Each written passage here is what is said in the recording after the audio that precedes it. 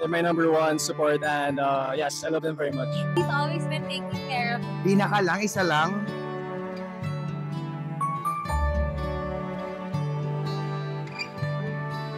Mga friends ko na nandyan palagi for me, to support me sa career ko. I'm very thankful this Christmas for my mom.